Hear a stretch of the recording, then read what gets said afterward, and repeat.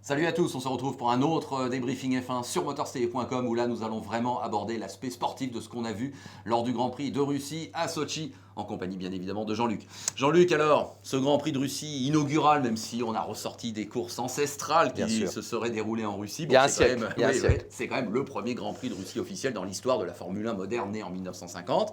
Bon, ton avis forcément tout de suite sur l'environnement, le circuit en lui-même et ce contexte. Vladimir Poutine l'a voulu, Vladimir Poutine l'a souhaité et Vladimir Poutine l'a fait. Je crois que c'est aussi simple que ça, avec des moyens effectivement colossaux, on le sait bien. On a profité naturellement des installations qui existent à Sochi, qui ont été créées pour les Jeux Olympiques d'hiver. La contrainte de l'architecte Hermann Tilke était de tenir compte naturellement de ces monuments, on peut dire ça comme ça, en tout cas de ces infrastructures. Donc il n'avait pas la partie très facile non plus, parce qu'évidemment on sait à quoi on s'engage dans ces cas-là avec des virages angle droit, etc. Je ne l'ai pas trouvé trop mal dans un premier temps. Je trouve simplement qu'il manque de caractère tranché, de caractère affirmé, comme les pilotes l'ont dit. C'est pas un circuit en ville parce qu'effectivement il y a des courbes rapides, des enchaînements, quelques freinages en courbe qui sont extrêmement intéressants, avant le virage 13, le virage 2, etc. Il y a deux zones où on dépasse les 300 km/h. Moi, tu sais, j'aime bien la vitesse, je suis là pour ça. Donc, je trouve ça intéressant. Maintenant, au bilan, alors on a toujours du mal à dépasser, ça c'est comme d'habitude. Mais maintenant, je crois que surtout la caractéristique, c'est un circuit très smooth, très doux, qui n'use pas les pneumatiques à la surprise générale, y compris celle de Pirelli, qui avait apporté là-bas des pneumatiques médiums et des pneumatiques tendres, et qui ont résisté toute la course, d'ailleurs, on peut le dire. Ça fait ô combien partie du débat, puisque je vais poser des questions sur le déroulement sportif et justement au niveau des pneus. Ça, c'est sûr que ça a joué, puisque donc, c'est Nico Rosberg qui a été concerné par ce problème. Mais on va quand même commencer par le vainqueur, Lewis Hamilton, qui a donc empoche une 4e victoire consécutive pour la 2e fois de l'année, sa 9e de la saison sur 16. Et qui reprend donc quelques points d'avance au championnat. Bon, là, Lewis Hamilton en ce moment, impérial. On va la faire simple, c'est le patron. Là, je crois, enfin, on ne peut jamais dire que c'est joué, d'autant qu'on rappelle toujours qu'à Abu Dhabi, il y aura le double des points. Mais il reste 3 grands prix. Il a 17 points d'avance maintenant, comme tu l'as dit. Il vient d'enchaîner 4 victoires consécutives. Je crois qu'il a marqué de son saut. Et puis, je ne sens plus Rosberg comme il était avant les vacances, on va dire. L'erreur qu'il a commise à Spa, encore une fois, l'erreur de pilotage, qui était pour moi très minime d'accrocher, mais dont il a mal assumé les conséquences. Il aurait dû dire, j'ai fait une connerie, tout simplement, je me suis loupé. Bah oui, j'aurais pas dû l'approcher au dos si près. Ça a ruiné nos 2 courses et surtout la sienne. C'est une connerie, voilà, c'est terminé, on passe à autre chose. Non, là, un peu je l'ai fait exprès, un peu j'ai voulu l'influencer, un peu, mais non, je suis pas le gentil garçon tout lisse qu'on croyait. Bah oui, mais du coup, il s'est fait taper sur les droits par Mercedes et du coup, il y est plus. Voilà, on va la faire simple. Alors, il a fait une pole à Singapour pour 7 millièmes, faut quand même lui donner ça, mais en course, Hamilton est plus rapide, Hamilton est meilleur, Hamilton mérite de gagner. Voilà. Alors après, il se loupe dans le premier freinage. Donc on revient sur ce départ, puisque finalement ça a été ça l'événement majeur, on s'en rend compte maintenant. Ouais. Il a l'ouverture, Rosberg. Il n'y a rien à lui reprocher. Il prend bien l'aspiration, il se décale. Il a raison. Sauf qu'il se loupe. Ben voilà. Et il y va, et il a raison d'y aller, parce qu'il sait que s'il ne prend pas l'avantage sur Hamilton à ce moment-là, peut-être l'opportunité ne se présentera plus jamais. Le départ d'Hamilton est bon, mais moyen, pas excellent. Celui, en tout cas, de Nico est un petit peu meilleur, donc il a raison de tenter sa chance. Un pilote de course, c'est ça, immédiatement. Mais il se loupe, il bloque tout. Et après, d'ailleurs, l'ingénieur lui dit, il faut que tu rentres ta place, parce qu'on sait que la sanction va tomber, puisqu'il est sorti de la piste, et il dit, mais je vais être obligé de m'arrêter parce que mes pneumatiques sont détruits. Et dans ce cas-là, on le sait très bien, cette image, je l'aime bien, c'est les pilotent un marteau-piqueur. Donc c'est inconduisible, il sait qu'il ira pas loin. Et puis en plus, peut-être il se dit aussi, on ne sait jamais, peut-être qu'avec un nouveau train de pneus, je vais aller au bout. Et il va au bout. Donc voilà, on va dire, alors après il repart 20e, on va peut-être y venir aussi. Et il termine 2e. Qu'en dire? C'est formidable ou c'est désolant? Oui, c'est exactement la question que j'allais te poser. Si je reviens quand même sur cette attaque de Rosberg, puisque ce duel Hamilton-Rosberg forcément retient notre attention, à chaque fois on en guette tous les détails. Moi j'ai envie de te dire, Jean-Luc, mais il n'y arrive pas, il n'y arrivera pas à doubler Hamilton à la régulière. Il n'y est pas arrivé à Bahreïn, il n'y est pas arrivé en Espagne, en Belgique, il n'y est pas arrivé, ils se sont accrochés, et là, il se loupe.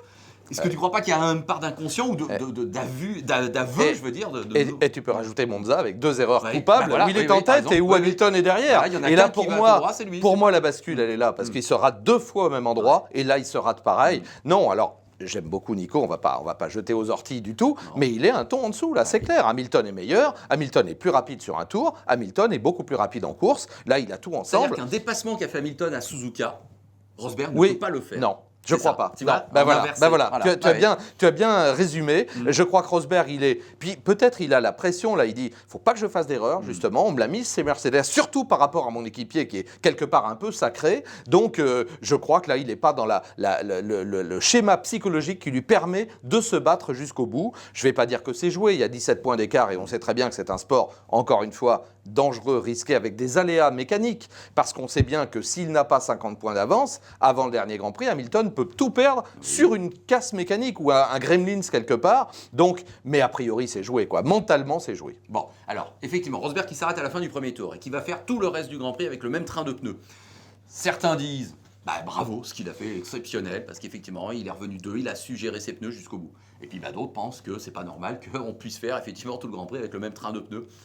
Deuxième option pour moi, c'est-à-dire que c'est pas normal. Oui, quand on met une composante pneumatique, c'est le cas de le dire, c'est pour que, et d'ailleurs Pirelli l'a toujours dit depuis le début, qu'on puisse jouer sur une stratégie. Une stratégie, c'est pas un arrêt, ça veut rien dire. C'est au moins 2 arrêts. Donc d'ailleurs, c'est ce qui était prévu. Alors là aussi, personne ne pouvait prévoir que la surface le revêtement du circuit était aussi peu agressif pour les pneumatiques. Donc ni Pirelli, parce que maintenant on nous dit dans les communiqués, si on avait prévu un arrêt, oui, après les essais, mais avant le week-end, on en avait prévu 2. Et c'est pour ça qu'on avait fait ce choix. Et c'est pas méchant de dire ça, mais c'est comme ça. On n'avait pas supposé, puisqu'on ne savait pas, que cette piste était aussi smooth, entre guillemets. Sinon, on aurait pris des pneumatiques qui se dégradaient plus vite. Donc voilà. Alors moi ça me réjouit pas, parce que ça veut dire que, à part cette contrainte réglementaire de devoir passer les 2 types de gomme en course, les pilotes pourraient partir avec les softs et faire toute la course avec les plus tendres. Voilà.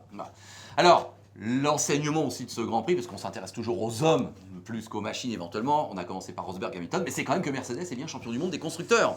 Oui. Alors, c'est quand même pas illogique, ça, je crois qu'on est tous d'accord. C'est peu de le dire, ils ont fait un boulot remarquable. Ouais. Alors, comment tu juges, effectivement? J'ai même envie de revenir à 2-3 années en arrière, quoi. Finalement, Mercedes, qui n'a cessé de monter en puissance peut-être, et qui là arrive à conquérir le titre. Quel chemin parcouru, et j'ai bien aimé que, je crois que c'est Toto Wolff, qui est un type vraiment bien, qui rend hommage à Ross Brown également, parce que je crois que là, quand on arrive à ce résultat, eh bien, c'est le fruit d'un travail de plusieurs années. Quand on se souvient où était Mercedes, il n'y a pas si longtemps que ça, avec Nico Rosberg et Michael Schumacher, où on avait du mal à gagner, on commençait à gagner un Grand Prix, puis 2. Bon, c'est un travail remarquable. On a remarquablement, une nouvelle fois, c'est le mot qui me vient à l'esprit, appréhender le nouveau règlement, le nouveau moteur, le nouveau groupe propulseur. Et on a vu dans ce Grand Prix, qui a été une course de grand-mère, comme l'ont dit certains pilotes, à cause de la gestion de carburant, on a fait un boulot remarquable. Le groupe propulseur, puisque c'est ainsi qu'on doit le dire, Mercedes est le meilleur, avec 5 pilotes aux 5 premières places. Je crois qu'il n'y a rien à dire. Le titre est mérité, il était attendu. On ne savait pas à quel Grand Prix ça allait se produire, mais avec un nouveau doublé, qui doit être le 9e de la saison. Donc non, c'est du boulot, c'est remarquable. C'est carton plein. Voilà. Alors, je te propose de ne pas forcément détailler le résultat de ce Grand Prix, parce que j'ai d'autres questions à te poser, plus aussi sur les transferts et ce qu'on a appris ces derniers temps. Il s'en est passé des choses. Oui, c'est clair. Bon, moi, j'ai quand même envie de mettre une mention, encore à Bottas, qui est là, derrière, solide. Il est très bon, c'est son 5e podium, je crois, de la saison. Il est, à un moment même, on a pu penser qu'il allait peut-être garder la 2e place. Lui, je crois qu'il est bien où il est conforté avec Massa, ça fait une belle équipe tous les deux, une belle ambiance, une belle équipe qui renaît de ses cendres. C'est bien, voilà, avec un bon moteur, évidemment. Ouais. Un beau tir groupé des McLaren, Button 4 et Magnussen 5, tant mieux pour eux. Oui, et surtout que Magnussen avait été rétrogradé de 5 places, on s'en souvient, parti 11e. Donc là aussi, les pilotes sont contents, mais pas plus, parce que effectivement, ils ont convoyé leur monoplace. Eux aussi, ils avaient quelques contraintes de consommation, mais ils ont bien compris que derrière, pour les citer, les moteurs Renault avaient des contraintes encore plus élevées. Donc, effectivement, ils sont contents. Ils ont des belles places. Est-ce que c'est satisfaisant, 4 et 5 ? Non, pas forcément. On va voir ce que ça donne avec Honda l'an prochain. Là aussi, on gère la fin de... Et puis, on essaie de se mettre à l'abri de Force India, surtout, au classement constructeur. C'est marrant parce que je vois la hiérarchie, finalement, elle est assez révélatrice de la saison. Hamilton a bien terminé devant Rosberg. Button a quand même terminé devant Magnussen. Bottas a devancé Massa. Qui partait loin, Massa, on rappelle, avec des problèmes en qualité. Alonso a bien devancé Raikkonen. Et Ricciardo a bien devancé Vettel, c'est un peu les constantes de la saison. Et Jeff a bien devancé Gviat. C'était ma dernière question sur les forces en présence.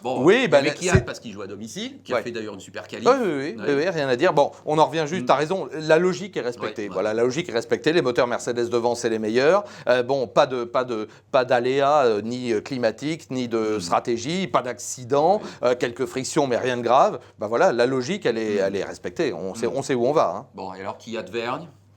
Alors, Vergne, une nouvelle fois, Jeff nous fait des belles qualifs, même si un peu en retrait par rapport à Kvyat, survolté chez lui, et c'est normal, le jeune russe de 20 ans, soutenu par le public, enfin il y a eu du monde, c'était bien un bel événement, et c'est normal, même s'il n'a pas montré beaucoup d'émotions, mais il en avait de l'émotion, en course, eh bien Jeff se montre comme d'habitude, il fait super départ, super début de course, puis après on lui dit, mon pépère, va falloir gérer ton carburant jusqu'au bout, et lui-même en est surpris, même après, il dit, mais comment se fait-il qu'on ait eu à ce point des problèmes de consommation? Il n'a pas été le seul, et ça c'est le problème de la F1 de cette année 2014, je suis navré encore une fois, mais là aussi on a voulu tout changer, et on arrive à une course, un economy run, où là on est là, chaque pilote gère un peu son carburant, et on sait que dans cette situation, même Fernando Alonso a eu des problèmes avec la Ferrari, celui qui gère le mieux, tiens on dirait Bathurst, mais sauf que Bathurst ça s'est terminé dans le dernier tour avec un baston d'enfer, donc c'était autre chose, voilà, moi je préfère, pour le coup je préfère Bathurst que ce qui s'est passé dans la deuxième moitié du Grand Prix. Oui, voilà. Petite parenthèse au passage, je me suis régalé effectivement. Il y avait de quoi.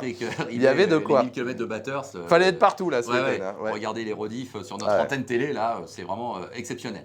Allez, on va terminer quand même par cette évocation de la saison des transferts qui a commencé de manière complètement sensationnelle à Suzuka. Et donc Jean-Luc, effectivement, là aussi, on avait hâte de te retrouver pour que tu nous dises ce que tu en penses. En fait, au moment où on vous parle, donc au lendemain de ce Grand Prix de Russie, on sait certaines choses, mais on ne sait pas tout. Non. On sait que Vettel quitte Red Bull, mais on ne sait pas encore que Vettel va chez Ferrari. Alors, on le sait quand même parce que Christian Horner a vendu le morceau puisqu'il l'a dit. Christian Horner, il a dit, oui, il va chez Ferrari. Donc, alors là, le problème, c'est le problème d'Alonso. On en revient à ce qu'on avait dit après. C'est-à-dire Alonso un peu piégé parce qu'Alonso n'a pas encore négocié tous les détails de son départ de Ferrari. Je rappelle qu'il a une année de contrat. On sait très bien que ça doit se faire. Alors, il y a des grosses histoires de sous derrière tout ça. Et puis surtout, où va aller Fernando Alonso ? La logique, c'est qu'il aille naturellement chez McLaren Honda, où il a un pont d'or, lui aussi, évidemment, où on l'attend. Seulement, voilà, chez McLaren Honda, on voit que les deux pilotes sont pas mal du tout.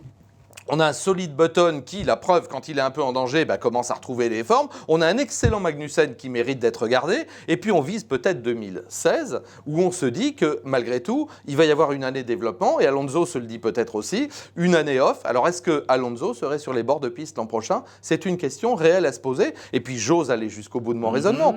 Est-ce que quel que soit le résultat du championnat du monde, mais a fortiori si c'est Hamilton qui est titré chez Mercedes, est-ce qu'Hamilton va rester chez Mercedes? Moi, je pose la question. C'est pas acquis du tout. Est-ce que Hamilton, pour diverses raisons, à divers moments de la saison, n'a pas envie de revenir à la maison chez McLaren avec Honda et de se lancer dans un nouveau défi, d'y revenir avec le numéro 1? Je crois qu'il faudra attendre vraiment la fin de la saison pour le savoir. Mais là, on est vraiment dans une période vraiment d'incertitude totale. Voilà. D'accord. Bon, sachant qu'en plus, à un deuxième niveau, tout le monde est concerné. Moi, j'entends parler depuis des années qu'Hülkenberg pourrait franchir un palier. Moi, je constate quand même que depuis quelques Grands Prix, Pérez est devant Hülkenberg. Absolument. Et il est moins bien en ce moment, tu as raison. Jean-Éric Vergne chez Red Bull, finalement, Kvyat est donc déjà promu chez Red Bull. Lui, il est chez Red Bull. Donc du coup, ça relibère une place chez Toro Rosso. Oui. Est-ce que quelques semaines auparavant, on n'aurait pas pu finalement se dire, c'est Jeff, qui va chez Red Bull. On aurait dû, on aurait pu, mais Helmut Marko, je ne sais pas pourquoi, était pressé d'annoncer ça au mois d'août. On aurait dû, la preuve, attendre un petit peu et voir. Et là, tout logiquement, moi c'était évidemment Jeff qu'il fallait faire monter chez Red Bull, à l'évidence, en 4 saisons, etc. Puis on sait qu'il est tout proche de Ricciardo. Moi, j'adorerais voir Jeff, évidemment, j'ai rien contre Kvyat, encore une fois, mais il me paraît un peu tendre. Et puis alors, qui, à la place, du coup, qui faire monter à côté de Verstappen, qui a 17 ans à peine? Alors, on va faire monter qui? Carlos Sainz Jr. ou Esteban Ocon ou je ne sais qui, ou Pierre Gasly? Non, mais c'est n'importe quoi. Là, c'est du marketing pur et dur. Je suis désolé, nos amis de Red Bull, je les aime beaucoup, mais là, c'est absolument n'importe quoi. C'est-à-dire qu'on a un excellent pilote qui s'appelle Jean-Éric Vergne. Il faut ravaler un petit peu sa dignité. Il faut dire, OK, on a fait ça trop tôt. Eh bien, Jeff, on va le faire monter chez Red Bull, je crois pas, puis au moins le garder chez Toro Rosso. Ça me paraît avoir une base, avoir un pilote solide qui a démontré de surcroît dans les dernières courses de cette saison que nom d'un chien, comme beaucoup de pilotes, si on leur laisse la bride sur le cou et si on leur dit les gars maintenant il faut y aller, ils sont capables d'attaquer jusqu'à ce qu'on leur dise tu gères ton carburant et tu conduis comme une grand-mère, mais c'est un autre débat. Voilà. Oui, d'ailleurs au passage, les communications radio, elles ont vraiment changé? Non, enfin on épargne certaines choses du genre tu pourrais faire ci pour aller plus vite ou tu pourrais faire ça pour aller moins vite. Bon, c'est un peu...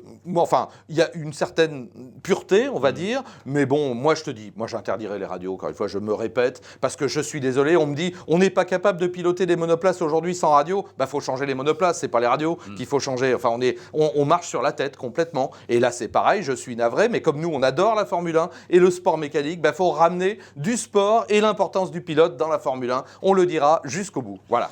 Voilà, bon bah il s'en passe des choses entre ce qui se passe sur la piste, le sport, les coulisses par rapport Bien au sûr. transfert, et puis je vous rappelle que Jean-Luc s'exprime aussi sur l'accident de Jules Bianchi dans une autre vidéo, un débriefing spécial qu'on a réalisé aussi à cette occasion.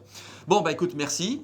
Là il y a un petit break de, Il y a un break de 3 3 semaines. Oui, Oui. et on se retrouvera à Austin pour le Grand Prix des États-Unis. Et c'est presque marrant parce que tu vois, on passe de la Russie aux États-Unis, Oui, qui oui. étaient les deux grands ennemis Oui, c'est vrai. de l'époque de la guerre froide. Bah, finalement, Ouais, ça, un raccourci saisissant, tout à fait. Bien, merci Jean-Luc, merci encore de votre fidélité, de votre passion, la passion qui toujours nous anime, ça c'est sûr. Allez, à bientôt.